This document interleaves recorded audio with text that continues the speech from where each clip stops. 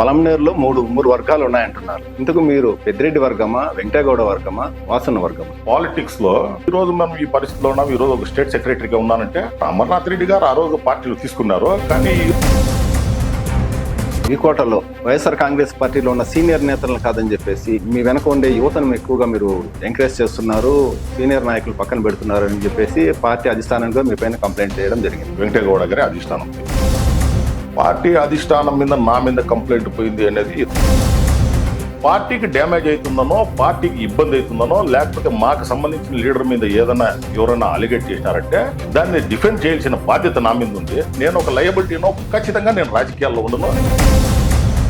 Reporter Jaganmohan Reddy చనిపోయినప్పుడు మీరు వెంకటగౌడ గారి దగ్గర 3.5 లక్షల రూపాయలు చెక్ ఇచ్చారు. పేరు సంపాదించడానికి మాత్రమే చెక్ ఇచ్చారని చెప్పేసి కూడా మీ పైన ఆరోపణ వచ్చింది. డబ్బులు లేనప్పుడు ఖాళీ చెక్ ఇచ్చారు కదా. మా ఎక్స్ఎమ్మెల్యే గారిని తీసుకుపోయి ఊరికే పోయి ఆడ చెక్ ఇచ్చి వాళ్ళకు ఒక రాజకీయ హామీ గతంలో చేసిన సర్పంచ్లు ఎవరు కూడా మీరు చేసినంత అవినీతి చేయలేదు, మీరు చేసిన అవినీతితోనే మీకు చెక్ పవర్ రద్దు చేసినారని చెప్పేసి కూడా అంటున్నారు. నాకు ఇచ్చిన నోటీస్ లో గౌరవ collector garu you failed held on so and so your check power has been removed అని చెప్పి క్లియర్ కట్ గా వాళ్ళు ఇవ్వడం జరిగింది.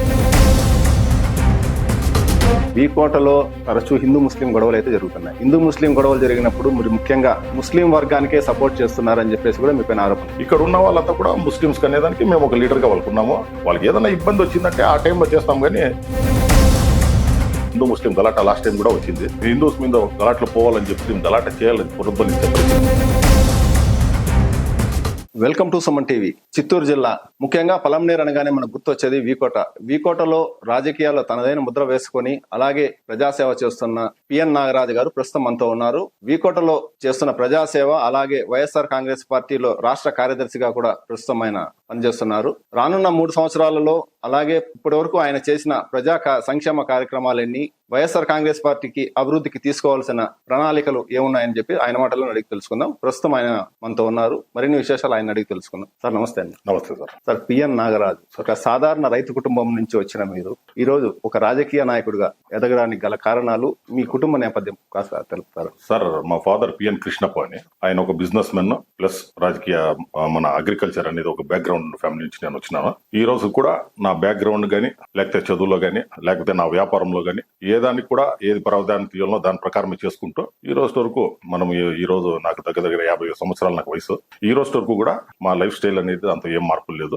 ఈ రాజకీయాలు అనేది ఇప్పుడు ఒక 10 సంవత్సరాల నుంచి కొంచెం యాక్టివ్ గా రాజకీయాల్లో ఉన్నాము. కానీ జీవన శైలిలో మాత్రం రాజకీయంకి వచ్చినామని చెప్పి మార్పులు రావడం అనేది ఏముండదు. మనకి ఏదైతే మనకు ముందు నుంచి ఉందో వంశపారంపర్యంగా వస్తా ఉందో దానంతా కంటిన్యూ చేసుకుంటూ రాజకీయం కూడా ఒక స్టైల్ ప్రకారం చేసుకుంటూ వస్తాం. మీరు రాజకీయాల్లోకి ఎప్పుడు వచ్చారు? మీరు రాజకీయాల్లోకి రావడానికి గల కారణం? సార్, ఒక 10 సంవత్సరాల క్రితము మన సర్పంచ్ ఎలక్షన్ నోటిఫికేషన్ వచ్చింది. అప్పుడు ఆల్ ఆఫ్ ఎ సడన్ నేను ఒక బిజినెస్ మ్యాన్, నేను ట్రాన్స్పోర్ట్ వెహికల్స్ పెట్టుకుని మార్కెట్ లో నా వ్యాపారం చేసుకుంటూ వస్తాను. ఈ సర్పంచ్ గా కాంటెస్ట్ చేద్దామని చెప్పి ఒక ఐడియా వచ్చింది. ఒక ఇండిపెండెంట్ సర్పంచ్ గా చేద్దామని చెప్పి నేను ప్రజాక్షేత్రంలోకి వచ్చినాను. ఆల్ ఆఫ్ ఎ సడన్ ఎవరు వికోట్ లో ఎక్స్పెక్ట్ కూడా చేయలేదు. నాకు రాజకీయంగా అసలు టచ్ కూడా లేకుండా ఉన్న ఫీల్డ్. కానీ దాదాపు వచ్చి ఇమీడియట్ లో పోయి నేను ఒక 4-5 రోజులు ప్రచారం చేసి సర్పంచ్ గా నాకు మీరందరూ కూడా మద్దతు తెలపండి, నేను ఇండిపెండెంట్ గా పోటీ చేస్తానంటే ప్రజలంతా కూడా మీరు ఏదన్నా ఒక పార్టీ నుంచి వస్తే బాగుంటుంది, మీరు ఏ పార్టీ మీకు అనుకూలమో దాని ప్రకారం చూసుకొని మీరు వస్తే కరెక్ట్ గా ఉంటుందని చెప్పి అందరూ కూడా అప్పుడు సూచించడం జరిగింది. దానికి అనుగుణంగా అప్పుడు వైఎస్ఆర్ కాంగ్రెస్ పార్టీ పలమనేరు నియోజకవర్గ ఇన్ఛార్జ్ గా మాజీ మన ఇప్పుడు ప్రస్తుతం ఎమ్మెల్యే పలమనేరు ఎమ్మెల్యే అమర్నాథ్ రెడ్డి గారు అప్పుడు మా పార్టీలో ఉన్నారు. వాళ్ళు అప్పుడు పార్టీ ఇన్ఛార్జ్ గా ఉండి వాళ్ళు నన్ను సంప్రదించి నన్ను పిలిపించుకున్నారు. వాళ్ళ ఇంటికి పిలిచి మీరు మా పార్టీ తరఫున సర్పంచ్ క్యాండిడేట్ గా మీరు కంటెస్ట్ చేయండి, మేము మీకు మద్దతు ఇస్తాము, మీరు పార్టీలో వచ్చినారంటే మీ సేవలంతా కూడా దీంతో వినియోగించుకుని మా పార్టీ అనేది కూడా మీకు ఒక అడిషనల్ సపోర్ట్ అవుతుంది, తద్వారా మీరు సర్పంచ్ గా ఎన్నుకోవడానికి ఇది ఉంటుందని చెప్పి వాళ్ళు ఆ రోజు నన్ను ఆహ్వానించడం జరిగింది. వారి సూచనల మేరకు ఆ రోజు వైఎస్ఆర్ కాంగ్రెస్ పార్టీలో అఫిషియల్ గా జాయిన్ అయ్యి ఆ రోజు సర్పంచ్ గా నేను పోటీ చేయడం జరిగింది. అంటే అప్పుడు జరిగిన ఎలక్షన్స్ లో వైఎస్ఆర్ పార్టీ సర్పంచ్ అభ్యర్థిగా మీరు పోటీ చేశారు. ఆ ఎలక్షన్స్ లో ఓడిపోయారు. తర్వాత జరిగిన సర్పంచ్ ఎలక్షన్స్ లో మీ అమ్మగారిని సర్పంచ్ గా నిలబెట్టి గెలుచుకున్నారు. పేరుకు మేమో సర్పంచ్ అయినా కూడా మొత్తం అడ్మినిస్ట్రేషన్ అంతా మీరే చేశారు కదా. ఒకసారి సర్పంచ్ గా నేను కంటెస్ట్ చేసినాను. చాలా షార్ట్ స్పాన్, ఒక 10 రోజులే టైం ఉంది నాకు. నేను ఎప్పుడైతే రాజకీయాల్లోకి వచ్చినానో మళ్ళీ కంటెస్ట్ చేయడము, ఎవరికి కూడా నా మీద ఒక గ్యారంటీ లేదు, ఈయన రాజకీయాల్లో కంటిన్యూ అవుతాడా లేదా రాజకీయాల్లో. నేను వచ్చేసి ఒక రిగరస్ బిజినెస్ మ్యాన్ గా ఉన్నాను. ఎవరు కూడా నన్ను, నా మెంటాలిటీ అనేది, నా స్టైల్ ఆఫ్ ఫంక్షనింగ్ ఒక సపరేట్ గా ఉంది. నేను కొంచెం స్ట్రైట్ గా ఉండి, కొంచెం స్ట్రైట్ ఫార్వర్డ్, ఎవరికి కూడా తలొక్కకుండా ఇట్లా చేసుకుంటా వచ్చిన రాజకీయం నా స్టైల్. కాబట్టి రాజకీయాల్లోకి వచ్చి ఈయన ఎమ్మెల్యేలు ఎగుతాడా, ఈయన దీంతో సర్వే అవుతాడా, దీన్ని కంటిన్యూ చేస్తాడా, లేదా ఏదో సర్పంచ్ గా కంటెస్ట్ చేసి ఓడిపోయినాక ఇంట్లో ఉండిపోతాడా అని చెప్పి ప్రజలకు ఒక క్లారిటీ లేకుండా ఉంది. కాబట్టి ఆ రోజు కూడా దాదాపు 10 మంది కంటెస్ట్ చేస్తే నేను రన్నర్ అప్ గా వచ్చినాను. దాదాపు ఇంకా మిగిలిన వాళ్ళంతా కూడా 6-7 మంది దాంతో రాజకీయ నేపథ్యం ఉన్న వాళ్ళే కంటెస్ట్ చేసినారు. నేను సిట్టింగ్ సర్పంచ్ మీద ఆ రోజు కంటెస్ట్ చేసి సెకండ్ ప్లేస్ రావడం జరిగింది. ఎప్పుడైతే ఈ సెకండ్ ప్లేస్ వచ్చిందో, ఇంకా రాజకీయాల్లోకి అంతా కూడా మనము ఏదో ప్రజలు మనల్ని నమ్మకం పెట్టుకుని ఈ సెకండ్ ప్లేస్ ఇచ్చినారు, వాళ్ళకి ఏదో ఒక హోప్ ఉంది, మనం ఏం చేస్తామని చెప్పి దానికి అనుగుణంగా మనం ఈ రాజకీయాల్లో కంటిన్యూ కావాలని చెప్పి ఆ రోజు నుంచి కూడా నేను యాక్టివ్ పాలిటిక్స్ లో ప్రతి సమస్య మీద ఆ రోజు అపోజిషన్ లో ఉంటే కూడా మేము ఆ రాజకీయం అనేది కంటిన్యూ చేసుకుంటారా వచ్చినాము.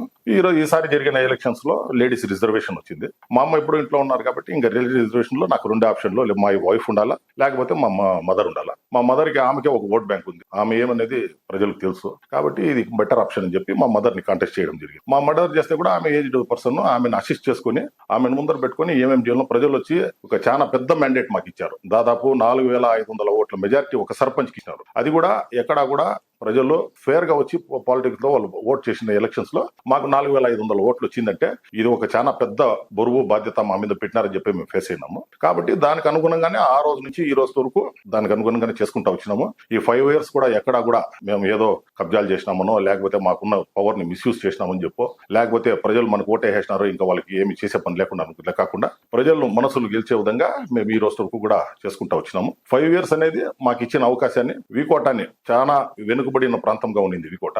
మా సాయి శక్తుల ఆ రోజు మినిస్టర్ గారు ఎవరైతే మా పెద్దిరెడ్డి రామచంద్రారెడ్డి గారు ఉన్నారో వారి ఆశీస్సులతో, అది కాకుండా ఎమ్మెల్యేగా వెంకటేగౌడ గారు, పొలంనేరు నియోజకవర్గ ఎమ్మెల్యేగా వెంకటేగౌడ గారు కూడా మాకు ఫుల్ సపోర్ట్ చేసినారు. అది కాకుండా మా చైర్మన్ గా వాసన్న, ప్రస్తుతం జడ్పీ చైర్మన్ గా ఉన్నారు, వాళ్ళు కూడా వాళ్ళతో కృషి కొంచెం అందించినారు మాకు. దానికి వికోటాలో ఒక కొత్త వికోటాను ఆవిర్భించడంతో మా వంతు మేము చేసినాము. ఈ రోజుకి మీరు ఎవరైనా బయట నుంచి వచ్చి ఈ రోజు వికోట చూస్తే ముందు వికోటాకి ఈ రోజు వికోటాకి ఒక డిఫరెన్స్ కనబడే విధంగా మా పాపం చేసుకుంటా వచ్చినాము. కాబట్టి ప్రజలు ఇచ్చిన అవకాశాన్ని సద్వినియోగం చేసుకున్నారని నేను అనుకుంటున్నాను. ఇప్పుడు మీరు పలంనేరులో మూడు వర్గాలు ఉన్నాయంటున్నారు. పలంనేరులో వెంకటేగౌడ వర్గం ఒకటి, వాసన్న వర్గం ఒకటి, మీ వర్గం ఒకటి, వికోటలో మెయింటైన్ చేస్తున్నారు. ఇంతకు మీరు పెద్దిరెడ్డి వర్గమా, వెంకటేగౌడ వర్గమా, వాసన్న వర్గమా? సార్, మేమంతా కూడా వైఎస్ జగన్మోహన్ రెడ్డి గారి వర్గం. ఎప్పుడైతే కూడా పాలిటిక్స్ లో ప్రజలు ఒక్కొక్క నాయకుని మీద భరోసా ఉంటుంది. ఇప్పుడు వికోటకు సంబంధించిన వాళ్ళు, నేను ఒక సర్పంచ్ గా కంటెస్ట్ చేసినాను. దానికి ముందు కూడా వైఎస్ఆర్ కాంగ్రెస్ పార్టీలో నేను యాక్టివ్ గా ఉన్నాను. వైఎస్ఆర్ కాంగ్రెస్ పార్టీ అసలు మా గెలుపు లేని దీంతో అపోజిషన్ లో ఉన్నప్పుడు కూడా మేము యాక్టివ్ గా ఉన్నాం. కాబట్టి ప్రజలు ఒక్కొక్కరి దగ్గరికి పోతే తద్వారా పని జరుగుతుంది అనుకుంటారు. కాబట్టి మా దగ్గర వచ్చే వాళ్ళు మారుస్తారు. అల్టిమేట్ గా మా ఏం పని చేయాలనుకుంటే కూడా మేము మా అధిష్టానం ఎవరున్నారో, మా పార్టీ ఇన్ఛార్జ్ ఎవరున్నారో వెంకటేగౌడ ద్వారానే ఎవరన్నా కూడా పని చేసుకోవాలా. కాబట్టి ప్రజలు వచ్చేదంతో కొందరు ఏమన్నా వాళ్ళ ప్రాబ్లం ఉంటే నా దగ్గర వచ్చి చెప్పుకుంటారు, లేదంటే ఎంపీపీగా ఉంటే ఎంపీపీ గారికి చెప్పుకుంటారు, లేకపోతే డైరెక్ట్ గా ఎమ్మెల్యే గారికి యాక్సెస్ ఉంటే ఎమ్మెల్యే గారి దగ్గరికి వెళ్ళి చెప్పు. కాబట్టి దీంతో వర్గాలు గిరగాలు అనేది ఏం లేదు. ఖచ్చితంగా మేమంతా కూడా వైఎస్ఆర్ పార్టీకి సంబంధించిన వర్గమే. మేమంతా కూడా జగన్మోహన్ రెడ్డి గారి మనుషులే. ఎక్కడ ఏమి జరిగినా కూడా మా పార్టీ అధిష్టానం, మా పార్టీ ఇన్ఛార్జ్ ఏం చెప్తారో దానికి అనుగుణంగా మేమంతా నడుచుకుంటాం. ఇంకోటి సార్, ముఖ్యంగా నాగరాజ్ అనే వ్యక్తి ఎమ్మెల్యే వెంకటేగౌడకు జడ్పీ చైర్మన్ వాసు ఎవరైతే ఉన్నారో వాళ్ళిద్దరికీ పడకుండా పోవడానికి ముఖ్య కారణం నాగరాజే అని కరెక్ట్ అంటారు సార్? రాజకీయాల్లో ఎవరు కూడా ఎందుకంటే ఇంకోటి ఎమ్మెల్యేగా పోటీ చేయాలని జడ్పీ చైర్మన్ ఆశించినాడు. టికెట్ ఆయనకు కాకుండా వెంకటేగౌడ టికెట్ రావడానికి కారణం కూడా మీరే అంటారు. సార్, ఇప్పుడు పార్టీ అధిష్టానం టికెట్ ఇస్తుంది సార్. నేను మా పార్టీ అధ్యక్షుని గురించి మీకు బాగా తెలుసు. జగన్మోహన్ రెడ్డి గారు ఒకసారి కమిట్ అయినారంటే ఆయన మార్చేదానికి ఎవరి నుంచి కాదు. నేను జగన్మోహన్ రెడ్డి గారికి చెప్పి ఆయన కన్విన్స్ అయ్యి ఇంకోరికి చేసినారు అనేది కూడా తప్పు. పార్టీ ఎవరికి సూచిస్తూ ఇప్పుడు మా వాసనకి ఎమ్మెల్యే సీట్ ఇచ్చింటే మేము వాసన సపోర్ట్ చేసేవాళ్ళం. పార్టీ ఈ రోజు క్లియర్ కట్ గా వెంకటేగౌడ గారికి ఆ రోజు టికెట్ ఇచ్చింది.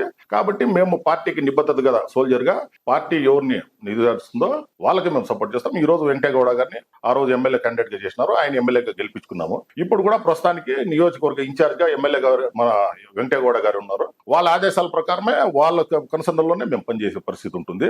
ఎవరు కూడా జగన్మోహన్ రెడ్డి గారిని డిసిషన్ మార్చే అంత శక్తి, అంత ఇది కూడా ఎవరికి ఉండదు. ఖచ్చితంగా నాకు నాకు అంత పవర్ లేదు సార్. ఇంకోటి సార్, మీరు బిజినెస్ చేస్తామంటున్నారు, ఇంతకు మీ ప్రధానమైన వ్యాపారం ఏంటి? సార్ నేను వచ్చేసి ఈ వెజిటబుల్స్ అనేది నేను ఎక్స్పోర్ట్ చేస్తాను. మెయిన్ ప్రొఫెషన్ వచ్చేసి మాది క్యాబేజ్. ఈ క్యాబేజ్ వచ్చేసి బంగ్లాదేశ్ మరియు వెస్ట్ బెంగాల్ కి ఎక్స్పోర్ట్ చేస్తాము. అది కాకుండా నాది ట్రాన్స్పోర్ట్ ఉంది. అది కాకుండా మార్కెట్ లో నాది కమిషన్ బండి ఉంది. కాబట్టి నాది మెయిన్ బిజినెస్ వచ్చి ఈ పెరిషబుల్ గుడ్స్, వెజిటబుల్ కి సంబంధించింది. దాన్ని ట్రాన్స్పోర్ట్. మాకు తెలిసింది ఏమంటే పేరుకు మాత్రమే క్యాబేజ్ బిజినెస్, వెజిటేబుల్ బిజినెస్ చేస్తాడు. గతంలో అంతా బియ్యం అక్రమ రవాణా, ఇసుక, సార్ దాదాపు శాండిల్ లో ఈ మూడిట్లోనే సంపాదించినాడు నాగరాజ్ అనే వ్యక్తి సంపాదించినాడు. ఇప్పుడు సైలెంట్ గా గుమ్మన ఉన్నాడు. ఎందుకంటే ఆ మూడు వ్యాపారాలను డాన్ గా ఎదగలిగినాడు అని చెప్పేసి మా దగ్గర ఉన్న సమాచారం. సార్ ఇప్పుడు రెడ్ శాండిల్ ఎట్లుంటుందో అది ఎట్లా చేస్తారో కూడా అవగాహన నాకు లేదు. మా బిజినెస్ ఒక 30 సంవత్సరాల క్రితం, నాది 15 సంవత్సరాలు నేను ఉన్నప్పుడు ఇంటర్ చదువుతా ఉన్నప్పుడు మాది బియ్యం బిజినెస్ ఉండింది. అప్పుడు బియ్యం బిజినెస్ మేము చేసినాము. అంతేగాని ఇప్పుడు దాదాపు 30 years అయిపోయింది మేము ఆ బియ్యం బిజినెస్ అనేది వదిలేసి. ఇప్పుడు ఉండేదంతా కూడా రైట్ రాయల్ గా ఎప్పుడు కూడా 24 గంటలు రైతులకి అందుబాటులో ఉండే వ్యాపారమే మాది. మాదంతా కూడా వెజిటబుల్స్, ఫ్రూట్స్ ఈ ఎక్స్పోర్ట్ బిజినెస్ లోనే ఉన్నాము. ఖచ్చితంగా అవంతా కూడా రాంగ్ ఇన్ఫర్మేషన్. 30 సంవత్సరాల క్రితం చేసిన వ్యాపారాలని ఇప్పుడు మీరు అడగడం కూడా కరెక్ట్ కాదు. ఇప్పుడు ఉండేది అంటే దాంట్లో సంపాదించుకొని ఈ రోజు కేసులు పెడతారని చెప్పేసి గుమ్మన సైలెంట్ అయిపోయి కూరగాయల వ్యాపారం చేసుకుంటారు. అప్పుడు 6 కేసులు పెట్టినారు. 30 సంవత్సరాల క్రితం జరిగింది. అవంతా కూడా గతం అదంతా అయిపోయింది. ఇప్పుడు ఎప్పుడైతే 30 సంవత్సరాల నుంచి మాకు అదంతా లేకుండా ట్రాన్స్పోర్ట్ అండ్ వెజిటబుల్స్ అనేది నాది మెయిన్ ప్రొఫెషన్. దాన్నే చేసుకుంటాను. అది కాకుండా నాకు పౌల్ట్రీస్ ఉన్నాయి, షీప్ ఫార్మింగ్ ఉంది, హైపర్ మార్కెట్ ఒకటి ఉంది. కాబట్టి చాలా ఆదాయ వనరులో చేసేదానికి పని చేతినిండుగా పెట్టుకున్నాం. కాబట్టి మాకు వేరే వ్యాపారం గురించి ఆలోచన చేసేంత టైం కూడా లేదు, అది చేయాల్సిన పరిస్థితి కూడా లేదు. ఇంకోటి సార్, వీకోటలో తరచూ హిందూ ముస్లిం గొడవలు అయితే జరుగుతున్నాయి. హిందూ ముస్లిం గొడవలు జరిగినప్పుడు మీరు ముఖ్యంగా ముస్లిం వర్గానికే సపోర్ట్ చేస్తున్నారని చెప్పేసి కూడా మీ పైన ఆరోపణ. సార్ ఇప్పుడు వీకోట అనేది దాదాపు 100% పాపులేషన్ లో 35 to 40% అనేది ముస్లిం పాపులేషన్. ఇప్పుడు మా వైఎస్ఆర్ కాంగ్రెస్ పార్టీలో నేచురల్ గా మా ఓట్ బ్యాంక్ అనేది ఎస్సీ, ఎస్టీ, మైనారిటీ మరియు బలహీన వర్గాలకు సంబంధించిన ఓట్ బ్యాంక్ ఉన్న పార్టీ మాది. ఇక్కడ ఉన్న వాళ్ళంతా కూడా ముస్లింస్ అనేదానికి మేము ఒక లీడర్ గా వాళ్ళకున్నాము. వాళ్ళకి ఏదైనా ఇబ్బంది వచ్చిందంటే ఆ టైంలో చేస్తాం. కానీ ఈ ముస్లింస్ మీద, హిందూస్ మీద గలాట్లు పోవాలని చెప్పో, లేకపోతే హిందూ ముస్లిం గలాట చేయాలని పునరుద్ధరించే పరిస్థితి ఎక్కడా కూడా ఉండదు. మా శాయశక్తుల, మా శక్తికి మించి ఏం చేయాలనో హిందూ ముస్లిం గలాట లాస్ట్ టైం కూడా వచ్చింది. ఎవరో మా గౌరవ కలెక్టర్ గారికి రాంగ్ ఇన్ఫర్మేషన్ ఇచ్చి మా చెక్ పవర్ కూడా తీసేయడం జరిగింది. మేము చెక్ పవర్ తీసేస్తే మేము కోర్టు కూడా ఎక్కడ కూడా సంప్రదించలేదు. మేము డైరెక్ట్ గా కలెక్టర్ గారి దగ్గరికి పోయినాము. సార్ ఆ రోజు మీరు ఏదైతే మీరు నా చెక్ పవర్ తీసేసినారో ఈ గలాట్లో మా ప్రమేయం లేదు, మీకు ఎవరో తప్పుడు సమాచారం ఇచ్చినారు కాబట్టి మీరు తీసేసినట్లున్నారు. కాబట్టి మీరు దీన్ని చూసి మీరు ఒక సరైన డిసిషన్ తీసుకోవాలని చెప్పి మేము డైరెక్ట్ గా కలెక్టర్ గారిని అప్రోచ్ చేయడం జరిగింది. ఒక వార కాలం తర్వాత కలెక్టర్ గారు ఏదైతే జరిగిందో దాని రూట్ కాస్ ఎక్కడి నుంచి వచ్చిందో ఆ గలాట్లకు సంబంధించి ఏమో మొత్తం చూసి దాంతో మా ప్రమేయం ఏమి లేదు, మా పాత్ర ఏమి లేదు, ఇంకా పాసిఫై చేసేదాంతో మేము దాంతో క్రియాశీలంగా వ్యవహరించినామని చెప్పి మా చెక్ పవర్ అనేది గౌరవ కలెక్టర్ గారే మాకు రిజిస్ట్రేట్ చేయడం జరిగింది. కాబట్టి మేమంతా కూడా ఎప్పుడు యాక్టివ్ గా పాలిటిక్స్ లో ఉంటామని చెప్పి గిట్టని వాళ్ళు మమ్మల్ని ఎదుర్కోలేక ఇలాంటి చౌకబారు ఆరోపణలు చేస్తూ ఉంటారు. ఇటీవల రిపోర్టర్ జగన్మోహన్ రెడ్డి చనిపోయినప్పుడు మీరు వెంకటగౌడ గారి దగ్గర 3.5 లక్షల రూపాయలు చెక్ ఇచ్చారు. ఆ చెక్ బౌన్స్ అయింది అని చెప్పేసి ఊరికే పేరు సంపాదించడానికి మాత్రమే చెక్ ఇచ్చారని చెప్పేసి కూడా మీ పైన ఆరోపణ వచ్చింది. దానిపైన మీరు కాణిపాకంలో ప్రమాణం చేశారు. సార్ ఇప్పుడు పేరు సంపాదించుకోవాలంటే మేము చెక్ ఇవ్వాల్సిన అవసరం లేదు సార్. మా ఎక్స్ఎమ్మెల్యే గారిని తీసుకుపోయి ఒక రాజకీయ హామీ ఇచ్చేసి వచ్చేసిండి వచ్చినాము. డబ్బులు లేనప్పుడు ఖాళీ చెక్ ఇచ్చారు కదా. అవును సార్. ఇప్పుడు దాన్ని ఎందుకు ఇవ్వాల్సి వచ్చింది ఏమి అనేది మాకు తెలుసు. చనిపోయిన జగన్మోహన్ రెడ్డి గారి కుటుంబానికి, వారి కుటుంబం వచ్చి ఎప్పుడు కూడా మాకు డబ్బులు ఇచ్చారని చెప్పలే కదా. ఇప్పుడు రాజకీయంగా ఆ రోజు మేము పోయి వాళ్ళ ఇంట్లో మా పార్టీ కాకపోయినా కూడా మా స్నేహితంతో సమాజానికి మంచి చేసే వ్యక్తి అని చెప్పి జగన్మోహన్ రెడ్డి గారి ఇంట్లో మేము ఆ రోజు పోవడం జరిగింది. ఆ రోజు పోయి మా పార్టీ ఇంటర్ డిస్కషన్ చేసుకుని మేము ఎంత ఆర్థిక సాయం వాళ్ళకి అందించాలని చెప్పి ఒక 3.5 లక్షల రూపాయలు వాళ్ళకి అందిస్తామని చెప్పడం జరిగింది. ఊరికే పోయి ఆడ చెక్ ఇచ్చి వాళ్ళకు ఆ రోజు మేము ఈ చెక్ ఇచ్చినప్పుడు ఒక వీడియో కాన్వర్సేషన్ ఉంది. అదంతా కూడా మీకు ఇప్పుడు వాట్సాప్ లో చేస్తాను. దీంతో మీరు ఒకసారి చెక్ చేసుకోవచ్చు. ఆ చెక్ అనేది మా పార్టీ తరఫున గ్యారంటీ మీకు 3.5 లక్షల రూపాయలు ఇస్తా ఉన్నామని. మా ఇంటెన్షన్ ఏమి, మా పార్టీ ఇన్ఛార్జ్ ఇంటెన్షన్ ఏమంటే వాళ్ళ ఫ్యామిలీకి మనం ఇచ్చే డబ్బులు లాంగ్ టర్మ్ లో వాళ్ళకి అవసరం పడాలని చెప్పి మేము భావించినాం. ఆ రోజు మేము ఏం చెప్పినామంటే వాళ్ళ ఫ్యామిలీకి వాళ్ళ కూతురు ఎవరైతే చదువుతా ఉందో ఆ పాప దాదాపు 92 to 95% అనేది ఆమె ఇంటర్ లో వచ్చింది. ఆ పాప ఫర్దర్ ఎడ్యుకేషన్ లో గానీ ఆ పాపకు పెళ్లి చేసుకోవాల్సిన దాంతో ఏదన్నా అవసరం పడితే ఈ అమౌంట్ యూజ్ చేసుకుని ఇప్పుడు వచ్చేసి కొందరు ఎవరెవరో వీకోటకు సంబంధించిన వాళ్ళు కూడా కొందరు రెస్పెక్టివ్ ఆఫ్ పార్టీస్ ఎవరో వచ్చి వాళ్ళకి 1 లక్ష రూపాయలు 50,000 రూపాయలు ఇలాంటి డొనేషన్ వాళ్ళకి ఇవ్వడం జరిగింది. కాబట్టి మీకు ఏమన్నా అవసరం ఉంటే ఆ డబ్బులు వాడుకుని ఈ 3.5 లక్షలు అనేది మేము మీకు డిపాజిట్ చేసిస్తామని చెప్పి మేము వాళ్ళకి ఆ రోజు ఇవ్వడం జరిగింది. వాళ్ళు ఆ రోజు ఆ చెక్ తీసుకొని ఒక 2 రోజులు అయినాక మాకు సార్ మీరు దీన్ని డిపాజిట్ చేసి ఇవ్వండి అని చెప్పి మమ్మల్ని కోరడం జరిగింది. దానికి వాళ్ళని ఆధార్ కార్డులు ఇమ్మని చెప్పినాం. వాళ్ళ మదర్ ని, వాళ్ళ ఎవరైతే జగన్మోహన్ రెడ్డి గారి కూతురు ఉందో వాళ్ళు 2 రోజుల్లో మేము ఆధార్ కార్డు ఇస్తామని చెప్పి దాదాపు 15 రోజుల నుంచి 20 రోజులు అయినాక కూడా ఆధార్ కార్డు మాకు ఇవ్వలేదు. మాకు ఇవ్వకుండా ఒక 25 days అయినాక సార్ మేము చెక్ ప్రజెంట్ చేసినాము, అది బౌన్స్ అయి వచ్చింది అని చెప్పి వాళ్ళు ఆ రోజు తెలియదు. మిమ్మల్ని ఆ రోజు మేము చెప్పింది మేము ఓన్లీ దీన్ని ఒక షూట్కి పెట్టుకోమని చెప్పి మేము బాండ్ ఇచ్చేసి మీ దగ్గర ఆ చెక్ రిటర్న్ తీసుకుంటామని చెప్పినాము. కానీ మా ఇన్ఫర్మేషన్ లేకుండా మీరు ఎందుకు దీన్ని ప్రజెంట్ చేసినారు, మీరు వచ్చి ఆ చెక్ రిటర్న్ ఇచ్చేసి మీరు డబ్బులు తీసుకోపోండి అని చెప్పినాము. వాళ్ళు మాకు ఇంటిమేషన్ ఇచ్చిన ఒక వారం అయినాక వాళ్ళు వచ్చి ఆ చెక్ ఇచ్చి వాళ్ళు దాన్ని రిటర్న్ తీసుకుపోయినారు వాళ్ళ అమౌంట్. అది సరే, ఇది అదే వాళ్ళు ఎప్పుడైతే అమౌంట్ తీసుకుపోయినారో ఒక 2 days అయినాక ఈ సోషల్ మీడియాలో మా పార్టీ ఇన్ఛార్జ్ వెంకటేగౌడ గారు చెక్ ఇచ్చినారు, YSR Congress party cheap politics కి పాల్పడింది అని చెప్పి ఆ రోజు సోషల్ మీడియాలో రావడం జరిగింది. వచ్చిన వెంటనే మా దగ్గర అయితే ఎవరైతే అమౌంట్ కలెక్ట్ చేసుకుపోయినారో జగన్మోహన్ రెడ్డి గారి కుటుంబం తరఫున వాళ్ళ బామర్ది తేజారెడ్డి అని ఒక ఆయన, వాళ్ళ ఫ్రెండ్ ఒక ఆయన తారా అని చెప్పి వాళ్ళ ఫ్యామిలీ మెంబరే, వాళ్ళిద్దరు వచ్చేసి మా దగ్గర డబ్బులు తీసుకోవడం జరిగింది. వాళ్ళకి ఇమీడియట్ గా మేము సంప్రదించి, ఎందుకంటే ఒక విడోగా మేము ఇంట్లో పోవడం కరెక్ట్ కాదని చెప్పి వాళ్ళకి చెప్పినాం. వాళ్ళకి మాట్లాడి సోషల్ మీడియాలో ఇట్లా వస్తా ఉంది, మీరు దీన్ని ఖండించి మాకు అమౌంట్ చేరిపోయిందని చెప్పి మీరు చెప్పండి. ఆల్రెడీ మీకు చెక్ యా డేట్ లో ఇచ్చినారో, మీరు ఎప్పుడు ప్రజెంట్ చేసినారో, అది బౌన్స్ వచ్చినా కూడా ఏ రోజు మీకు అమౌంట్ వచ్చిందో మీరు ఒక క్లారిటీ ఇవ్వాలా. ఎందుకంటే పాలిటిక్స్ లో ఉన్నప్పుడు మేము దీన్ని ఇష్యూ చేయాలనుకోలేదు, కానీ ఇష్యూ అయినాక దీన్ని క్లారిటీ ఇవ్వాల్సిన బాధ్యత మీ మీద ఉందని చెప్పి వాళ్ళు కోరడం జరిగింది. కానీ వాళ్ళ సమాధానం ఏమంటే, మేము మా భర్త చనిపోయినాడని చెప్పి మా దీంతో ఉంటే మీరు రాజకీయాల కోసం మమ్మల్ని తీసుకోవడము, మమ్మల్ని యూట్యూబ్ లో పెట్టుకోవడం ఎంతవరకు కరెక్ట్, మేము ఎక్కడా కూడా అలిగేట్ చేయలేదు మీ మీద, మేము డబ్బులు ఇవ్వలేదని, కాబట్టి నేను ఖచ్చితంగా మేము చెప్పమని చెప్పి వాళ్ళు చెప్పడం జరిగింది. కానీ ఇది చూస్తే వైఎస్ఆర్ కాంగ్రెస్ పార్టీకి, మరీ ముఖ్యంగా మా party incharge doctor N Venkategowda garu, వాళ్ళ ప్రమేయం ఏం లేదు. ఆ రోజు మేము వీకోట వ్యవహారం అనేది వీకోట పంచాయతీకి సంబంధించి ఏది ఉంటే కూడా మంచి చెడంతా చూసే పరిస్థితి నేనే చూసేది. నేను ఒక ఎక్స్ సర్పంచ్ గా ఉన్నాను కాబట్టి ఆ బాధ్యత అంతా కూడా పార్టీ మా మీద పెట్టింది. కాబట్టి నా సూచనల మేరకు ఆ రోజు వెంకటేగౌడ గారు వచ్చినారు, నా చెక్ ని తీసుకుపోయి ఆ రోజు ఇవ్వడం జరిగింది. కానీ దానికి సంబంధించి మేము అమౌంట్ ఇచ్చేసినాక కూడా మా పార్టీ ఇన్ఛార్జ్ మీద, మా పార్టీ మీద ఇలాంటి నెగిటివ్ క్యాంపెయినింగ్ ఎప్పుడైతుందో దీన్ని వాళ్ళు ఎప్పుడైతే చెప్పి వాళ్ళు రిఫ్యూజ్ చేసినారో, ఇంకా మాకు ఆప్షన్ లేదు, ప్రజలకు ఏం జరిగిందో తెలాలా. కాబట్టి మనకు సత్యం ఉండేది ఇక్కడే. ఇప్పుడు డబ్బులు ఇకపోయింటే నేను సత్యం చేసేదానికి నేను భయపడాలా? నేను డబ్బులు ఇచ్చినాను, చెక్ ఇచ్చినాను, ఆ చెక్ రిటర్న్ అయిందంటేనే వాళ్ళు పిలిచి వాళ్ళకి డబ్బులు ఇచ్చినాను, వాళ్ళ దగ్గర రిటర్న్ గా ఆ చెక్ కూడా వాపస్ తీసుకోవడం. కాబట్టి ఇదంతా కూడా ప్రజలకు వెళ్ళాలా అని చెప్పి కాణిపాకంలో పోయి నేను ఆ రోజు ప్రమాణం. నేను ఒకవేళ తప్పు చేసింటే నేను ఆ ప్రమాణం చేసేవాడే కాదు, ఖచ్చితంగా నేను కరెక్ట్ చేసినాను. మేము ఆ రోజు చెక్ ఇవ్వకుండా వాళ్ళకి ఉట్టి మాటలతో కూడా చెప్పేసి వచ్చే పరిస్థితి ఉండింది. కానీ ఆ పార్టీకి ఒక భరోసా ఉండాలా, మా పార్టీలో కూడా ఒక కమిట్మెంట్ ఉండాలని చెప్పి ఆ రోజు చెక్ ఇవ్వడం జరిగింది. దానికి అనుగుణంగా వాళ్ళకి 3.5 లక్షల రూపాయలు డబ్బులు కూడా అందజేయడం జరిగింది. కాబట్టి వెళ్లి కాణిపాకంలో ప్రమాణం చేశారు. సార్, ఇంకోటి ముఖ్యంగా వీకోటలో వైఎస్ఆర్ కాంగ్రెస్ పార్టీలో ఉన్న సీనియర్ నేతలను కాదని చెప్పేసి మీ వెనక ఉండే యువతను ఎక్కువగా మీరు ఎంకరేజ్ చేస్తున్నారు, సీనియర్ నాయకులు పక్కన పెడుతున్నారు అని చెప్పేసి పార్టీ అధిష్టానంగా మీ పైన కంప్లైంట్ చేయడం జరిగింది. సార్, పార్టీ అధిష్టానం అంటే ఇక్కడ మాకొచ్చి వెంకటేగౌడ గారి అధిష్టానం, ఎందుకంటే ఒక నియోజకవర్గ ఇన్ఛార్జ్ ఆయన. పార్టీ అధిష్టానం మీద నా మీద కంప్లైంట్ పోయింది అనేది ఇదంతా కూడా తప్పులు వార్తలు నేను అనుకుంటా ఉన్నాను. అట్లాంటి పరిస్థితి వచ్చి పార్టీకి నేను బరువు అయిపోయినాను అని దినమో నేను శాశ్వతంగా రాజకీయాల నుంచి నేను నిష్క్రమిస్తాను. కానీ నేను పార్టీకి ఒక ఆస్తి కావాలా, ఒక అసెట్ కావాలి. కానీ నేను ఒక లయబిలిటీనో బరువు అయిపోయిన రోజు ఖచ్చితంగా నేను రాజకీయాల్లో ఉండను. ఇదంతా కూడా ఫాల్స్ ఇన్ఫర్మేషన్. మీరు చెప్తా ఉన్నారు యూత్ అంతా కూడా మీరు చేసుకుంటారని. ఇప్పుడు దేశ ప్రగతికి, దేశంకి, రాజకీయాలకి ఫ్యూచర్ ఉండేది యువత. కాబట్టి ఆ యువతను ఆకర్షించేదాంతో మేము ఉంటాము. మేము చేసే యాక్టివిటీస్ అంతా కూడా ప్రజలకు పోతా ఉంటుంది. యువత దాంతో ఎక్కువ ఆకర్షితులవుతారు. కాబట్టి మా వెనకాల తిరుగుతారు. నా వెనకాల తిరిగితే అల్టిమేట్ గా మా ఎమ్మెల్యే వెనకాల తిరిగినట్లే, మా ఎమ్మెల్యే వెనకాల తిరిగినారంటే మా పార్టీ వెనక్కి తిరిగినట్లే. కాబట్టి ఇది పార్టీకి ఒక బలం అని చెప్పి నేను భావిస్తా ఉన్నాను. ఈ పార్టీ మనకు బలపడడానికి, ఆకర్షించడానికి ఏమేమి కావాలో అంతా కూడా చేస్తాం. ఖచ్చితంగా యువత వస్తుందంటే దాన్ని ఆకర్షించడానికి మా ప్రయత్నమే మేము చేస్తాం. యువతను తీసుకొని సీనియర్లు పక్కన పెడుతున్నారు. సార్, సీనియర్లకు ఉండే స్థానం సీనియర్లకు ఉంటుంది. పార్టీ అనేది ఇక్కడ సుప్రీము. పార్టీ ఏం చేయాలనేది సీనియర్ ని ఎట్లా అకామిడేట్ చేయాలా, జూనియర్ ని ఎట్లా అకామిడేట్ చేయాలా, న్యూ కమర్ ని ఎట్లా అకామిడేట్ చేయాలా, ఓల్డ్ ఉన్న వాళ్ళని ఎట్లా అకామిడేట్ చేయాలనేది పార్టీ చూసుకుంటుంది. పార్టీకి ఎవరెవరు వస్తారో, పార్టీకి ఓటింగ్ ఎవరు చేస్తారో, పార్టీ బలపడడానికి ఎవరు వస్తారో అందరూ తీసుకునేదానికి ఖచ్చితంగా మేము ఎప్పుడు ముందే ఉంటాము. పార్టీ సీనియర్లు అనేది ఈ రోజు సీనియర్లకి, జూనియర్లకి అందరికీ కూడా సమానమా అయిన మర్యాద ఉంది. ఇక్కడ ఎవరికి కూడా ఈ రోజు పార్టీ విస్మరించే పరిస్థితి లేదు. ఇక్కడ వారు అందరూ కూడా జగన్మోహన్ రెడ్డి గారి దృష్టిలో ఉన్నారు. మా పార్టీ మేము రాజకీయాలకు మా గురువులు పెద్దిరెడ్డి రామచంద్రారెడ్డి గారి దృష్టిలో కూడా అందరూ సీనియర్స్ ఉన్నారు. ఖచ్చితంగా మా ఎమ్మెల్యే ఎక్స్ఎమ్మెల్యే అభ్యర్థి వెంకటేగౌడ గారి దృష్టిలో కూడా అందరూ ఉన్నారు.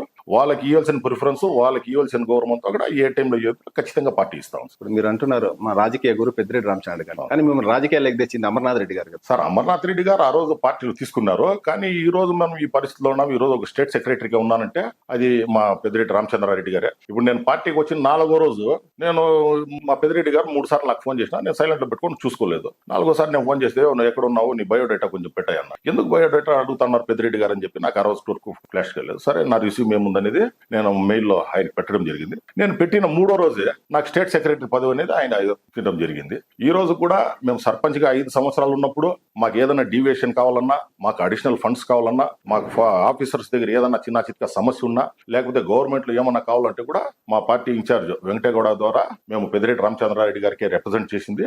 వాళ్ళే ముందుండి ఈ రోజు ఏది చేయాలంటే కూడా ఈ రోజు వీకోట అభివృద్ధి చెందిందంటే దానికి ఖచ్చితంగా వైఎస్ఆర్ కాంగ్రెస్ పార్టీనే ముఖ్య కారణం. దాంతో చాలా ముఖ్య కారణం మా గురువర్యులు పెద్దిరెడ్డి రామచంద్రారెడ్డి గారి పాత్ర ఎంతో ఉంది. వాళ్ళు ఆ రోజు వరకు కూడా ఈ రోజు వరకు కూడా ఏ చిన్న సమస్య వచ్చినా కూడా వాళ్ళు ముందుండి మా ఫాదర్ ఉంటే ఎలా చేస్తారో దానికన్నా ఎక్కువ చేసే వ్యక్తి పెద్దిరెడ్డి రామచంద్రారెడ్డి గారు. కూటమి ప్రభుత్వం వచ్చి 2 సంవత్సరాలు దాదాపు పూర్తి అయిపోయింది. వీకోటలో కూటమి ప్రభుత్వం డెవలప్మెంట్స్ చేసిందంట సార్. వీకోటాలో అసలు ఏమి చేసిందో మీరే ఒకసారి చూడొచ్చు సార్. ఈ 2 సంవత్సరాలు జరిగింది. ఒక కొత్త ఇల్లు ఇచ్చినారా అంటే లేదు, ఒక కొత్త పెన్షన్ ఇచ్చినారా అంటే లేదు, ఒక కొత్త రోడ్ ఎక్కడైనా ఇప్పుడు ఎన్ఆర్జీఎస్ లో ఎక్కడ యూజ్ చేయకుండా ఉందని చెప్పేసి దాదాపు 1 కిలోమీటర్ 2 కిలోమీటర్ల రోడ్డు ఏదైనా చేసిండొచ్చు కానీ దాని తప్ప ఇంకా అసలు వీకోటాలో చేసింది శూన్యము.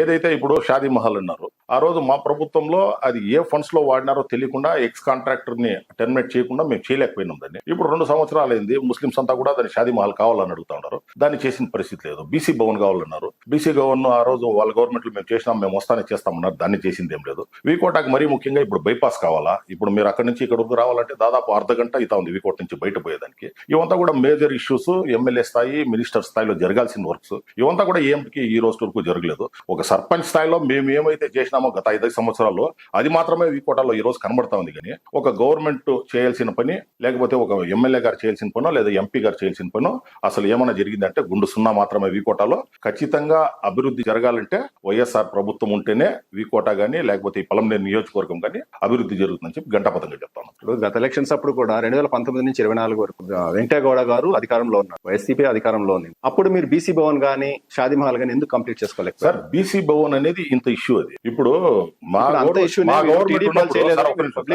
బీసీ భవన్ అనేది వీళ్ళు ఆల్రెడీ ఓల్డ్ కాంట్రాక్టర్ కి ఇచ్చి ఒక కాంట్రాక్టర్ ద్వారా వర్క్ చేసినారు. దానికి సంబంధించిన క్లియరెన్సే లేదు. ఇప్పుడు ఒక బీసీ భవన్ కట్టడానికి ఒక 10 లక్షలు, 20 లక్షలు, 30 లక్షలు లేదా 50 లక్షలు అవుతుంది. ఊర్లే నిర్మించినాం సార్. దాదాపు వీకోటాలో 1750 ఇండ్లు ఇచ్చినాం కొత్తగా మేము. వీకోటాలో 3 కాలనీలు. 2 టీడీపీ గవర్నమెంట్ లో బీసీ భవన్ నిర్మించలేదని చెప్పేసి మీరు దాన్ని ఇప్పుడు స్పెసిఫిక్ గా చూపిస్తున్నారు కదా. మీ గవర్నమెంట్ ఎందుకు చేసుకోలేదు సార్? దాన్ని వచ్చేసి ఆల్రెడీ ప్రీవియస్ గవర్నమెంట్ లో వాళ్ళు చేసినారు. దాని క్లియరెన్స్ ఇప్పుడు షాదీ మహల్ ఉంది గాజీపేటలో. అది వచ్చి ఏదో కల్చరల్ డిపార్ట్మెంట్ ఏదో ఒక పనితో దాంతో చేసినారు. దాని కాంట్రాక్టర్ వచ్చి ఎక్స్ టీడీపీ సంబంధించిన వాళ్ళ రిలేషన్స్ వాళ్ళు చేసినారు. దాన్ని ఒక టర్మినేట్ చేసేదానికి దాని ఫైల్ క్లియరెన్సే లేదు. ఫైల్ క్లియరెన్సే లేకుండా వాళ్ళు వర్క్ స్టార్ట్ చేసినారు. ఆ వర్క్ స్టార్ట్ చేసి అది ఇన్కంప్లీట్ లో ఉంది. దాన్ని మళ్ళా చేయాలంటే ఎవరైతే ఎక్స్ కాంట్రాక్టర్ ఉన్నారో వాళ్ళకి వచ్చిన దాని నోటీస్ ఇవ్వాలా, ఎవరు దాని ఫైనాన్షియల్ క్లియరెన్స్ దాన్ని క్లియర్ చేసి కొత్తగా చేయాలా. అది మేము ఆ రోజు చేయలేకపోయినాం. ఎందుకు చేయలేకపోయినా? అదే సార్, ఇప్పుడు అది మేము ఏదైతే మేము చేయలేదని చెప్తా ఉన్నామో దాన్ని ఈ రోజు క్లియర్ కట్ గా చెప్తా ఉన్నాం ఎందుకు చేయలేకపోయినామని చెప్పి. ఆ కాంట్రాక్టర్లు అంతా తెలుగుదేశం సంబంధించిన కాంట్రాక్టర్లే ఉన్నారు. వాళ్ళు ఆ రోజు చేసిండేది కూడా ఏ ఫైనాన్స్ ఇప్పుడు ఎలక్షన్ టైంలో అదరాబదరాగా వాళ్ళు చేసి ఆ రోజు ఆ పనులు చేసినారే గానీ వాళ్ళు చిత్తశుద్ధితో చేయాలనుకుంటే బీసీ భవన్ అనేది కట్టడానికి ఒక 6 నెలల టైం పడుతుంది. 6 నెలల టైం ఉన్నప్పుడు వాళ్ళకి 5 సంవత్సరాల కాలంలో దాన్ని వదిలేసి అది ఒక ఎలక్షన్ స్టంట్ గా లాస్ట్ 3-4 నెలలు ఇంకా ఎలక్షన్ ఉందంటే అప్పుడు దాన్ని చేసినారు.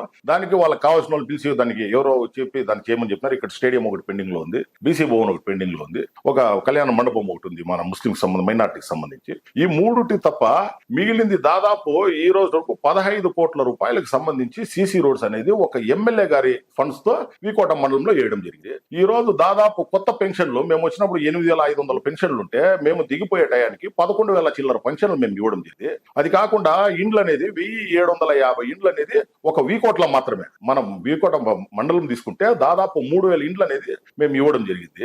ఈ రోజు ఎక్కడ చూసినా కూడా ప్రైమ్ ల్యాండ్ అంతా కూడా పేదలకి మంచి సొఫిస్టికేటెడ్ గా ఉండే అట్లా స్థలాల్లో ఇండ్లు చేసి ఇచ్చడం జరిగింది. అది కాకుండా వీకోట్లో మేము సర్పంచ్ గా తీసుకున్నాక మీరు ఎక్కడన్నా కూడా చూడొచ్చు, అన్నిటికీ ప్రతి స్ట్రీట్ కి స్ట్రీట్ నెంబర్లు పెట్టినాము. ఎక్కడ కూడా ఈ రోజు మీరు ఎక్కడన్నా కూడా సీసీ రోడ్లు వేయాలంటే మీకు ఎక్కడ కూడా రోడ్లు లేవు. అట్లా పరిస్థితి ఈ రోజు ఉంది. హైమాస్ లైట్లు ప్రతి ఊర్లోనూ హైమాస్ లైట్లు వేయడం జరిగింది. పంచాయతీ ఆఫీస్ లో ఒక్క సర్టిఫికేట్ కూడా 10 నిమిషాలు ఆడ వెయిట్ చేయకుండా వాళ్ళు వచ్చిన వెంటనే 10 నిమిషాల్లో వాళ్ళకి సర్టిఫికేట్లు అందరికీ చేయడం జరిగింది. Zero corruption. మిస్కన్సెప్షన్. ఎప్పుడు కూడా మీ హౌసింగ్ కావాలంటే ఒకసారి వాళ్ళు ప్లాన్ అప్రూవల్ తీసుకొచ్చినారంటే నెల 2 నెలలు 3 నెలలు తిప్పించుకునే పరిస్థితి మనకు ఉన్నింది. మేము వచ్చిన వెంటనే ఇమీడియట్ గా 1 వీక్ కూడా లేదు దానికి మనం తీసుకోవడానికి. ఎప్పుడు మీటింగ్ ఉంటుందో చూసి వాళ్ళు పెట్టి వాళ్ళకి ఫైనాన్స్ మన హౌసింగ్ అప్రూవల్ అనేది ఇవ్వడం జరిగింది. వాళ్ళకి ఏదైనా సమస్యలు ఉంటే కంప్లైంట్ రిజిస్టర్ పెట్టినాము. ఎవరైనా వచ్చి ఏమైనా కంప్లైంట్ చేసినారంటే వాళ్ళకి 24 అవర్స్ లోపల వాళ్ళ దగ్గర అది రెక్టిఫై చేసి వాళ్ళ దగ్గర ఫీడ్బ్యాక్ తీసుకోవడం కూడా మీకు జరిగింది. ప్రజలు మా దగ్గరకు వచ్చి కంప్లైంట్ చేసేదానికన్నా మేమే ప్రజల దగ్గరికి వెళ్ళి వాళ్ళకున్న సమస్యలను పరిష్కరించేదాంతో మా మార్క్ అనేది క్రియేట్ చేయడం జరిగింది. ఈ రోజు ఎవరైనా కొత్తగా వీకోటకు వచ్చినారంటే ముందు వీకోటకి ఈ రోజు వీకోటకి ఇప్పుడు పైన పోయినారంటే ఎగువ చెక్ పోస్ట్ దిగువ చెక్ పోస్ట్ అని పాతకాలంలో మాట్లాడుకునే పరిస్థితి ఉంటానింది. ఈ రోజు పైన వైఎస్ఆర్ సర్కిల్లో మేము వైఎస్ఆర్ స్టాచ్యూ పెట్టి ఆడ ఒక హైమోస్లైట్ పెట్టి దాన్ని ఒక జంక్షన్ గా చేసి ఈ రోజు ఏదో సిటీలో తలదండేలాగా ఈ రోజు అక్కడ తయారు చేసినాము. ఇంకా మీరు కింద ఫారెస్ట్ చెక్ పోస్ట్ దగ్గర చూసినారంటే అంబేద్కర్ స్టాచ్యూ ఉంది, అక్కడ ఒక హైమోస్లైట్ పెట్టి అది కూడా ఒక జంక్షన్ గా క్రియేట్ చేసినాము. ప్రతి ఒక్క ఊర్లో కూడా వచ్చి ఇప్పుడు నేమ్ బోర్డులు అనేది ఏదో ఎక్కడ వచ్చినారంటే ఆడ ఎగకు పోయి రైట్ లో పో అనే పరిస్థితి ముందు ఉంది. ఇప్పుడు అది కాకుండా వినాయక్ నగర్ క్రాస్ 1 కు పో లేదా క్రాస్ 2 కు పో అని చెప్పి ఇప్పటి వరకు కూడా ఎవరు నేమ్ బోర్డులు పెట్టే పరిస్థితి కూడా లేకుండా ఉంది. గతంలో చేసిన ఈ సర్పంచ్లు ఎవరు కూడా మీరు చేసినంత అవినీతి చేయలేదు, మీరు చేసిన అవినీతితోనే మీకు చెక్ పవర్ రద్దు చేసినారని చెప్పేసి కూడా అంటున్నారు. సార్ ఆరోపణలు అనేది చేస్తారు. ఇప్పుడు చెక్ పవర్ అనేది ఎప్పుడు రద్దు చేస్తారంటే మన మీద ఏదైనా ఫైనాన్షియల్ ఇర్రెగ్యులారిటీస్ వచ్చిందంటే చెక్ పవర్ తీసేయడం జరుగుతుంది. అదే అండి, ఇప్పుడు కానీ నాకు ఇచ్చిన నోటీస్ లో గౌరవ collector garu you fail to attend the peace meeting held on so and so your check power has been removed అని చెప్పి క్లియర్ కట్ గా వాళ్ళు ఇవ్వడం జరిగింది. అదైనాక నా మీద ఒక ఫైనాన్షియల్ ఎంక్వైరీ కూడా ఇవ్వడం జరిగింది. ఆ ఎంక్వైరీలో నేను వైట్ పేపర్ లాగా బయటపడిన దానికే కలెక్టర్ గారు కూడా 1 వీక్ లో నా ఫీడ్బ్యాక్ తీసుకొని వీకోట ముందెట్లుంది కరోనాలో మేము చేసింది ఏం చేసినామో ఇవంతా కూడా తీసుకొని సర్వీస్ తీసుకొని మా చెక్ పవర్ రిజిస్ట్రేట్ చేసినప్పుడు I took the complete report of you gentlemen, you have done tremendous work, you keep it up. నేను ఉన్నన్ని రోజులు నాకు నువ్వు సహకరించాలా అని చెప్పి ఒక దీనిగా నాకు చెప్పి ఆ రోజు నాకు రిజిస్ట్రేట్ జరిగింది. నేను ఒక ఫైనాన్షియల్ ఇర్రెగ్యులారిటీస్ తో ఉంటే నేను ఒక అపోజిషన్ సర్పంచ్ సార్. నేను రూలింగ్ పార్టీ కాదు. ఏదో రూలింగ్ అన్నా ఉంటే ఏదో మెయింటైన్ చేసుకోనో డిపిఓనో లేకపోతే ఇంకొకనో స్టేట్ ఆఫీసర్స్ నో లేదా కలెక్టర్ గారికి ఏదో ఇన్ఫ్లుయెన్స్ చేస్తూ తీసుకోవచ్చు. నేను ఒక అపోజిషన్ లో ఉండి నాకు ఏమి లేకుండా వారం నా చెక్ పవర్ వచ్చిందంటే that shows that I'm correct. అంతేగాని ఈ రోజు ప్రత్యర్థులు ఎవరన్నా కూడా ఆరోపణలు చేయొచ్చు. నేను చేసిన పని, నేను చేసిన అభివృద్ధి అడుగడుగున మీరు ఎక్కడ పోయినారంటే వీకోటలో నలుమూలలో మీరు ఎక్కడ పోతే కూడా నేను చేసిన వర్క్ అనేది ఉంది. వీళ్ళు ఏదైతే మాటలు చెప్తారో వాళ్ళకి నేను చేత్తో నా పనితో చూపిస్తా ఉన్నాను. కూటమి ప్రభుత్వం వచ్చిన తర్వాత వీకోటలో వైసీపీ నాయకుల మీద కార్యకర్తల పైన దాడులు ఎక్కువ జరిగాయి, కేసులు పెడుతున్నారు. వాటిని మీరు వారికి ఏ విధంగా న్యాయం చేయగలరు? సార్ ఇప్పుడు పాలిటిక్స్ అనేది చెడిపోయింది. ఎప్పుడు కూడా పాలిటిక్స్ అనేది ఒక స్నేహిత భావంలో ఎలక్షన్ టైంలో ఎలక్షన్ చేసుకుని ఎలక్షన్ అయిపోయినాక అందరూ కూడా ఒక బ్రదర్ సిస్టర్స్ లాగా పోవాలనుకునే కాన్సెప్ట్ తో నేను ఆ రోజు 10 ఏళ్ల ముందు కూడా రాజకీయంలోకి వచ్చినాను. కానీ రాను రాజకీయాలు దిగజారిపోతా ఉన్నాయి. ఇప్పుడు ఈ కూటమి ప్రభుత్వం వచ్చినాక ఈ పొలిటికల్ వెండెట అనేది చాలా ఎక్కువైపోయింది. అది ఈ పలమనేరు నియోజకవర్గంలో లేదు అనుకుంటా ఉంటే లాస్ట్ ప్రభుత్వంలో మేము చాలా హుందాగా వాళ్ళతో ప్రవర్తించినాము. ఎవరైతే ప్రతిపక్ష పార్టీగా అప్పుడు ఉన్నారో తెలుగుదేశం నాయకులు వాళ్ళ లీడర్స్ కూడా వాళ్ళకి ఇవ్వాల్సిన మర్యాద వాళ్ళకి ఇవ్వాల్సిన దీంతోనే మేము ఆ రోజు చేసుకుంటూ వచ్చినాము. కానీ దురదృష్టవశాత్తు ఏదైతే పరంపర ఉందో దాన్ని కొనసాగించడంలో ఇప్పుడున్న కూటమి నాయకులు విఫలమైనారు. నేను సర్పంచ్ గా ఉన్నప్పుడు కూడా లాస్ట్ నాకున్న 6 months లో ఇక్కడ ఉన్న ఎమ్మెల్యే గారితో పెద్ద ఇబ్బంది లేదు. నేను లోకల్ గా ఉన్న ఈ కన్వీనర్లతో లోకల్ గా ఉన్న టీడీపీ నాయకులతో చాలా ఇబ్బంది ఫేస్ చేయడం జరిగింది. ఈ రోజు కూడా రాజకీయ కక్షపూరిత కేసులు అనేది రాజకీయ కక్ష సాధింపు అనేది జరుగుతా ఉంది. ఖచ్చితంగా ఇదంతా ఉండకూడదని చెప్పి నా పర్సనల్ ఒపీనియన్. కానీ దురదృష్టవశాత్తు ఇప్పుడు వాళ్ళంతా కూడా ముందున్న దానికి విరుద్ధంగా ఇప్పుడు నడుచుకోవడం జరుగుతా ఉంది. వైసీపీ పార్టీ పైన ఎవరైనా సోషల్ మీడియాలో కానీ వైసీపీ పార్టీని విమర్శిస్తే వెంటనే మీరు జిల్లాలో ఏ నాయకుడు స్పందించడు, వెంటనే విత్-ఇన్ మినిట్స్ లోనే మీరు సోషల్ మీడియాలో వారిని విమర్శించడం కానీ, తాజాగా తోపుర్తి ప్రకాష్ రెడ్డి పైన విమర్శలు చేసిన ఎమ్మెల్యే పైన కూడా మీరు విమర్శించారు. అంటే సోషల్ మీడియాలో చాలా యాక్టివ్ గా ఉన్నారు. మీ పార్టీ మీకు ఆదేశించిందా ఈ విధంగా దానిపైన మీరు స్పందించండి అని? సార్ పార్టీ నేను ఒక స్టేట్ సెక్రటరీగా ఉన్నాను. నిబద్ధత గల వైఎస్ఆర్ కాంగ్రెస్ పార్టీ సైనికుని. నేను పార్టీకి డ్యామేజ్ అవుతుందనో పార్టీకి ఇబ్బంది అవుతుందనో లేకపోతే మాకు సంబంధించిన లీడర్ మీద ఏదైనా ఎవరైనా అలిగేట్ చేసినారంటే దాన్ని డిఫెండ్ చేయాల్సిన బాధ్యత నా మీద ఉంది. నాకు పార్టీ నుంచి స్పెసిఫిక్ గా ఎవరు ఇన్స్ట్రక్షన్స్ ఏం లేదు, కానీ వైఎస్ఆర్ కాంగ్రెస్ పార్టీ కార్యకర్తని కాబట్టి అది నా బాధ్యత. ఆ బాధ్యత ప్రకారం నేను చేస్తా ఉన్నాను. కానీ దీంతో ఎవరు కూడా దీన్ని ఇట్లా చేయండి అట్లా చేయండి అని చెప్పి ఇన్స్ట్రక్షన్స్ ఏమీ లేదు. బై వెరిఫికేషన్ జరిగిన తర్వాత వీకోటలో ఎమ్మెల్యే క్యాండిడేట్ గా మీ పేరు మీరు పోటీ చేయగలిగే ఆలోచన ఏమైనా? ఖచ్చితంగా లేదు సార్. నేను ఒక సర్పంచ్, కేవలం మాజీ సర్పంచ్ గా ఉన్నాను. నా స్థాయి వచ్చి ఒక సర్పంచ్ గానో లేకపోతే ఒక ఎంపీపీ గానో లేదా మించిపోతే ఒక జెడ్పీసీ గానో, ఈ స్థాయి మాత్రమే నాది. నేను ఒక ఎమ్మెల్యే స్థాయికి నేను ఇంకా ఎదగలేదు. మా పార్టీ ఉంది, దాన్ని చూసుకుంటుంది. ఖచ్చితంగా ఇప్పుడు బైఫర్కేషన్ అయిందంటే కూడా మాదంతా కూడా రామకుప్పము, శాంతిపురము, వీకోటకు సంబంధించింది వస్తుంది. ఇక్కడ మా ఎక్స్ ఎమ్మెల్యే ఇప్పుడు ప్రస్తుత ఇన్ఛార్జ్ వెంకటేగౌడ గారు ఉన్నారు. ఖచ్చితంగా వాళ్ళే ఇక్కడ క్యాండిడేట్ గా ఉంటారు. ఒకవేళ పలంనేరుకి ఏమన్నా ఇంకొక ఛాన్స్ వస్తే కూడా వాళ్ళే 2 సీట్లు కూడా పోటీ చేసేదానికి వాళ్ళు సిద్ధంగా ఉన్నారు. కాబట్టి ఖచ్చితంగా మాకు ఇక్కడ నాయకత్వ లేమనేది ఏమీ లేదు. ఖచ్చితంగా ఒక నియోజకవర్గమైనా 2 నియోజకవర్గమైనా మాకు ఎమ్మెల్యే అభ్యర్థులు ఉన్నారు. ఖచ్చితంగా వాళ్ళ వెనకాల మేము తిరుగుతాం. రానున్న భవిష్యత్ కాలంలో వైసీపీని అధికారంలోకి తీసుకొచ్చేదానికి గల తీసుకునే చర్యలు ఏమైనా ఉన్నాయి? సార్, ఖచ్చితంగా పార్టీ బలపడేదానికి నేను ఏమి చేయాలనేది నేను ఎప్పుడు చేస్తానే ఉంటాను. మా పార్టీ అధిష్టానం ఆదేశించిందంటే ఏం జరిగి ఇప్పుడు ఎస్ఐఆర్ చేస్తా ఉన్నారు. ఎస్ఐఆర్ లో దాదాపు వీకోటకు సంబంధించి 20 పోలింగ్ బూత్లు ఉన్నాయి. 20 పోలింగ్ బూత్లు కూడా మనం బిఎల్ఏలు పెట్టి వాళ్ళని డైలీ మానిటర్ చేస్తా ఉన్నాం. ఎందుకంటే ఓట్లు మాకు సంబంధించింది ఎక్కడన్నా తీసేస్తారా లేకపోతే ఏం చేయాలని. పార్టీ అధికారంలో రావడానికి, పార్టీ పటిష్టంగా ఉండడానికి, పార్టీలో జగన్మోహన్ రెడ్డి గారి మరలా 2029 ఎలక్షన్స్ లో సీఎం కావడానికి, ఇక్కడ ఎమ్మెల్యేగా డాక్టర్ ఎన్ వెంకటగౌడ గెలిచడానికి ఏమి చేయాలో శక్తి వంచన లేకుండా ఖచ్చితంగా చేస్తాము. పార్టీ ఏం ఆదేశిస్తుందో శిరోసావచ్చు. 2029లో వైసీపీ పార్టీ అధికారంలోకి వస్తే అమరావతి రాజధాని కాకుండా మావిగాన్ రాజధాని చేస్తాను అని చెప్పేసి ఎన్నికల అజెండాలో కూడా పెడతా అని చెప్పి ప్రకటించాడు. అయితే మరుసటి రోజే మావిగాన్ కాదు విజయవాడ రాజధాని అంటున్నాడు. మీరు మావిగాన్ సపోర్ట్ చేస్తారా, అమరావతికి సపోర్ట్ చేస్తారా? సార్, ఇప్పుడు మా పార్టీ అధ్యక్షుడు ఏం చెప్తాడో దాన్నే ఖచ్చితంగా మేము సమర్థిస్తాం. మీరు జగన్మోహన్ రెడ్డి గారి పాయింట్ ఒకసారి మీరు బాగా, ఇప్పుడు ప్రజల్లో ఈ అధికార పక్షం గానీ లేకపోతే ఈ కొన్ని మీడియా ఛానల్స్ గానీ ఆయన మీద ఒక నెగిటివ్ అనేది క్రియేట్ చేయడం. ఆయన ఏం చెప్తానంటే ఇప్పుడు కొత్తగా మనము అమరావతిని ఫ్రమ్ 0 to మనము మా క్యాపిటల్ స్టేజ్ కి తీసుకోవాలంటే దాదాపు 2 లక్షల కోట్ల రూపాయలు డబ్బులు అవసరం పడుతుంది. ఈ రోజు అమరావతి అనేది పేపర్ మీద ఉంది అంతే, కానీ ఎవరు పోయి అక్కడ నివసించే పరిస్థితి లేదు. ఏ మినిస్టర్ కూడా ఆడపోయి అమరావతిలో ఎక్కడ సార్ ఉన్నారు? ఉండే వాళ్ళంతా విజయవాడలో ఉన్నారు, గెస్ట్ హౌస్ లో ఉన్నారు లేదా అపార్ట్మెంట్స్ లో ఉన్నారు. ఈ రోజు 0 to క్యాపిటల్ సిటీ రావాలంటే చాలా వ్యయ ప్రమాసంతో జరిగిండేది. ఇప్పుడే ఈ అప్పులున్న ఆంధ్రప్రదేశ్ లో ఇంకా కూడా చేయాలంటే కూడా ఇది కుదిరే పరిస్థితి కాదు.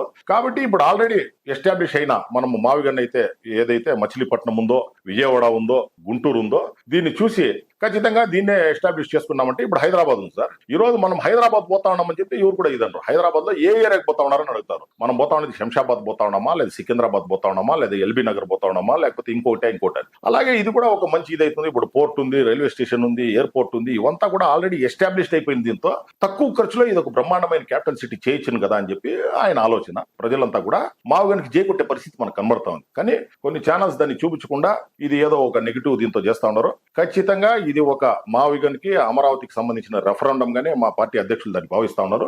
వాళ్ళు ఖచ్చితంగా దీన్ని ఎలక్షన్ మేనిఫెస్టో పెడతామని చెప్పి తెలియజేసినారు. ఖచ్చితంగా దాన్ని సపోర్ట్ చేస్తారు. ఆల్రెడీ ల్యాండ్ అక్విజిషన్ చేసుకున్నారు. దాదాపు 30,000 ఎకరాలు అయితే రాజధానికి తీసుకున్నారు. వర్కులు స్టార్ట్ అవుతాయి. 2019 నుంచి 24 వరకు వైసీపీ గవర్నమెంట్ మాత్రం వర్కులు ఎక్కడా స్టార్ట్ చేయకుండా ఆపేసింది. ఇప్పుడు మళ్ళా వర్కులు స్టార్ట్ చేశారు. సెంట్రల్ గవర్నమెంట్ కూడా వర్కులు అమౌంట్ రిలీజ్ చేసింది, బిల్ పెట్టారు. శాశ్వత రాజధానిగా అమరావతి ఉంటున్నారు. కానీ వైసీపీ పార్టీ మాత్రము 3 రాజధానులు బేస్ చేసుకుని గతంలో కూడా గవర్నమెంట్ ఫామ్ చేసింది. ఇప్పుడు కూడా మళ్ళా 3 మచిలీపట్నం అంటున్నారు, విజయవాడ అంటున్నారు, గుంటూరు అంటున్నారు. ప్రజల్లో అయితే ఎక్కడా మద్దతు లేదని చెప్పేసి టీడీపీ వాళ్ళు చెప్తున్నారు. మీరు 70% మద్దతు మాకుంది అంటున్నారు. 70% మద్దతు ఇస్తున్నారని మీరు ఎలా ఊహించుకోగలరు సార్? ఇప్పుడు ఫస్ట్ చంద్రబాబు నాయుడు గారు సీఎం అయినప్పుడు ఇది సెల్ఫ్ ఫైనాన్సింగ్ ప్రాజెక్ట్ అన్నాడు. అంటే 1 పైసా ఖర్చు లేకుండా ఇది ఒక బ్రహ్మాండమైన క్యాపిటల్ సిటీ అయిపోతుంది అన్నాడు. దాదాపు ఫస్ట్ ఫేజ్ లో 35,000 ఏకర్స్ అని చెప్పి ల్యాండ్ పూలింగ్ అని తీసుకున్నాడు. ల్యాండ్ పూలింగ్ తీసుకొని ఈ రోజు వరకు ఎన్ని కోట్లు దానికి ఖర్చు పెట్టినాడు? సెంట్రల్ నుంచి ఎంత వచ్చింది?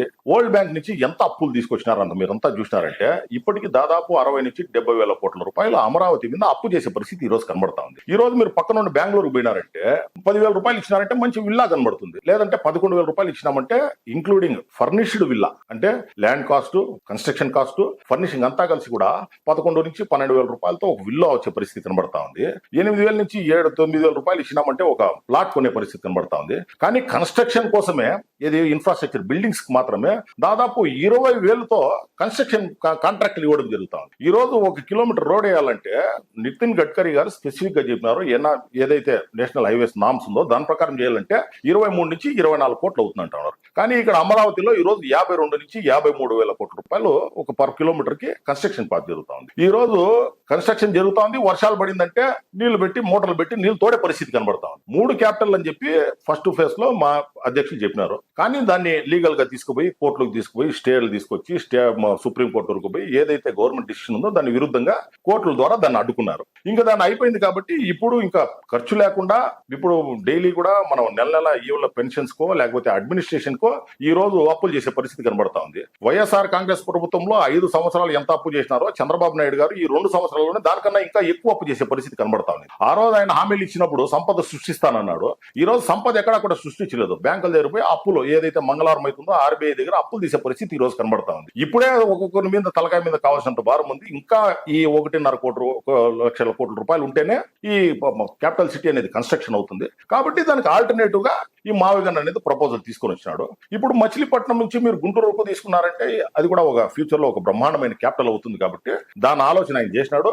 ఈ రోజు ఎవరైతే తటస్థంగా ఉన్నారో వాళ్ళు మేధావులు అందరూ కూడా దీన్ని ఆలోచిస్తూ ఉన్నారు. సార్, మీరు పంచాయతీ సర్పంచ్ గా మీ అమ్మగారు 5 సంవత్సరాల పదవి కాలం పూర్తయిన తర్వాత చివరి రోజు ఏదైతే ఉందో పంచాయతీ కార్మికులందరినీ కూర్చోబెట్టి వాళ్ళకి సన్మానం చేసి వాళ్ళ కాళ్ళు మొక్కారు. అంటే నెక్స్ట్ వచ్చే ఎలక్షన్స్ లో కూడా మీకు సీట్ వస్తే ఆ సింపతి కోసం ఈ విధంగా చేశారు. ప్రజల్లో మీ గురించి అనుకునేదాన్ని సార్, సింపతి కోసమో లేకపోతే యాక్ట్ చేయడమో అనేది మా హిస్టరీలో ఉండదు. పంచాయతీ సర్పంచ్ ముఖ్య రెస్పాన్సిబిలిటీస్ డ్యూటీస్ ఏముంటుందంటే పారిశుద్ధ్యం అనేది మెయిన్ సబ్జెక్ట్.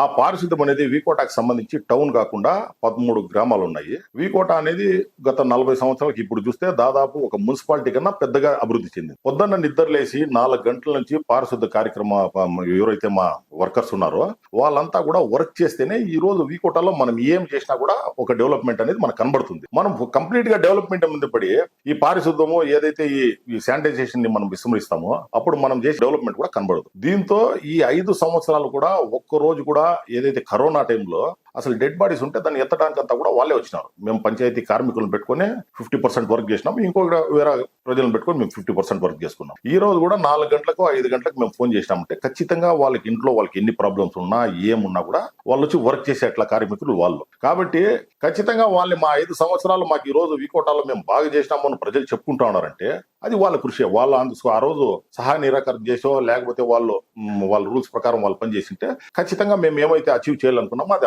అచీవ్ చేసే పరిస్థితి లేకుండా ఉంది. కాబట్టి వాళ్ళు లేకపోతే వీకోట పంచాయతీలో మా అభివృద్ధి లేదు. కాబట్టి వాళ్ళకి ఏదో మా చిరు సన్మానం చేయాలనుకున్నాము. ఇప్పుడు మాకు 5 సంవత్సరాల వాళ్ళు దాదాపు 365 రోజులు సంవత్సరము 24 అవర్స్ మాకు అందుబాటులో ఉన్నారు. కాబట్టి వాళ్ళు రుణం తీర్చుకోవాలని చెప్పి మేము ఆ రోజు చేయడం జరిగింది. మేము వాళ్ళ స్థితిగతులు మెరుగుపరచాలని వాళ్ళకు మంచి చేకూరాలని వాళ్ళు వీకోట ప్రజలకు చేసిన రుణాన్ని తీర్చుకునేదానికి అవకాశం ప్రజలు మాకు కల్పించినారు, మా మదర్కు నాకు. కానీ వాళ్ళు చేసినది ఏమి అనేది మాకు తెలుసు. సర్పంచ్ గా వాళ్ళు మాకు ఎంత సహకరించినారో వాళ్ళు రుణం తీర్చుకోవాలని చెప్పి ఆ రోజు వాళ్ళ కాళ్ళు కడగడం జరిగింది. ఇదండి వీకోట కాంగ్రెస్ పార్టీ నాయకులు వైఎస్ఆర్సీపీ రాష్ట్ర కార్యదర్శి పిఎన్ నాగరాజు గారు వైఎస్ఆర్ కాంగ్రెస్ పార్టీ గురించి అలాగే వీకోట చేసిన డెవలప్మెంట్స్ గురించి చెప్పారు. సార్ నమస్తే అండి. Thank you.